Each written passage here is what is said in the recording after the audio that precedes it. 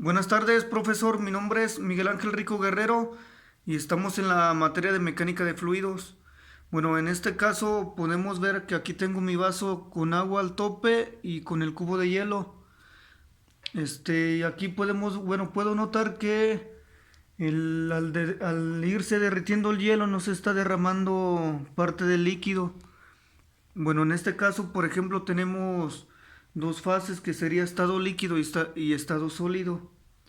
En el estado líquido, por ejemplo, tenemos un número de moléculas que son que en este caso, en este líquido, las moléculas tienen mayor energía y movilidad, que podemos notar aquí. En cambio del estado sólido, tenemos tenemos menos energía de moléculas y estructura un poco más rígida, que por ejemplo se diferencian en el estado líquido y estado sólido, que podemos notar aquí en el vaso. Por ejemplo, en el estado líquido el número de moléculas es menor y en el estado sólido el número de moléculas sí es mayor. ¿Esto qué nos dice? ¿A qué se refiere? Bueno, esto nos dice que la densidad del líquido es inferior a la densidad del estado sólido. Por eso es que no podemos notar que el agua se empieza a derramar. Bueno, y para el estado del agua, por ejemplo, tenemos lo mismo, que es estado líquido y estado sólido, como vemos aquí. En el estado del agua, por ejemplo, si tenemos un mayor número de moléculas, y en este estado líquido las moléculas están más cercanas unas a las otras, y al inferior del estado sólido, en el estado sólido las moléculas del agua se alejan unas con las otras. Y aparte, por ejemplo, aquí podemos ver que en el estado del agua del vaso tenemos estado líquido, estado sólido. Entonces en el estado líquido sí hay menor grupo de moléculas que en el estado líquido del agua. Podemos notar, por ejemplo, que hay varias moléculas. Esto hace varios huecos que, que no dejen pasar las moléculas.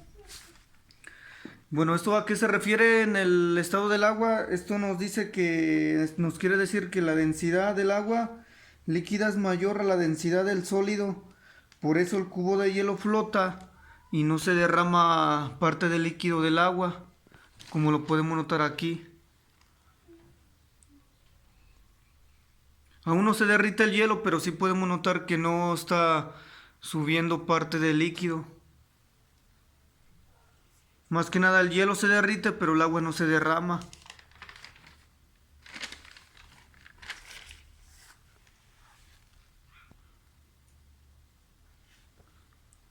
¿Y por qué Bueno, yo me pregunto, ¿por qué al derretirse el cubo del hielo no se derrama parte del agua líquida fuera del vaso? Es otra pregunta parecida a las que comentó ahorita. Esto nos dice que el volumen del hielo se contrae al derretirse, y la contracción equivale al volumen del hielo que estaba flotando, y al desaparecer el hielo el volumen del agua no cambia. Por eso el nivel no disminuye ni se derrama el agua fuera del vaso. Aquí, por ejemplo, en esta parte podemos notar el líquido al tope y el hielo, que sería el cubo de hielo. Bueno, en esta parte tenemos dos volúmenes. Sería el volumen flotante, sería el volumen flotante de la parte superior del hielo, y el volumen sumergido, que sería este. Este sería el volumen sumergido, parte del hielo. Volumen flotante y volumen sumergido. Esto nos dice que el agua no se derrama porque porque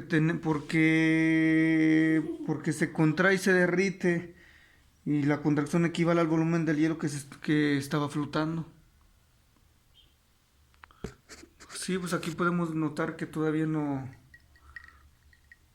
se retira no se retira parte del agua, no se derrama ni sube el volumen.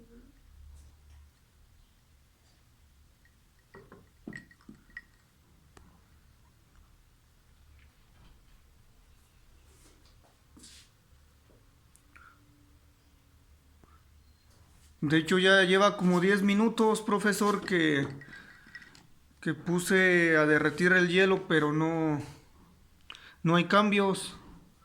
No se derrama líquido y no sube el volumen.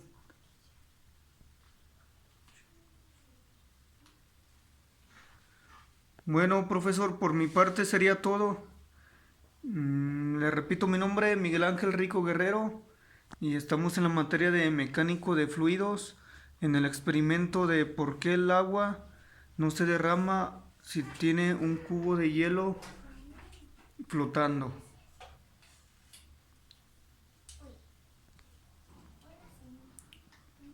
Nos vemos, profesor. Que tenga buen día.